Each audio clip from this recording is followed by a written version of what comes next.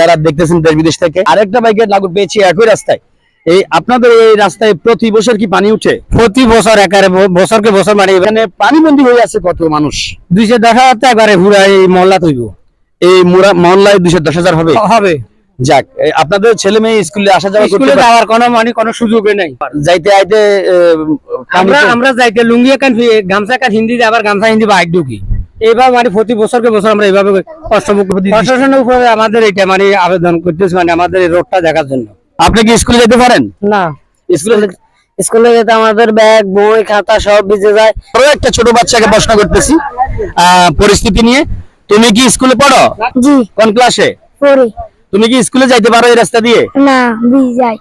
বই ভিজে যায়? হ্যাঁ, তো তুমি কি চাও? আমি যাই রাস্তাটা ঠিক করে লাই। আমরা দীর্ঘদিন থেকে আমরা দেখতেছি এই এলাকার মানুষ অসহায় অবস্থা আছে, পানিবন্দী অবস্থায় খুব কষ্টভাবে জীবনযাপন করতেছে।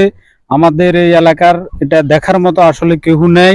আমরা আপনার মাধ্যমে আমাদের মাননীয় ডিসি মহোদয়, মাননীয় ইউনিয়ন মহোদয়ের কাছে আকুল আবেদন জানাবো যেন আপনার মাধ্যমে আমাদের এই রাস্তাটার ভালো সংস্কার করে যেন ফাঁকার সুব্যবস্থা করে দেয়।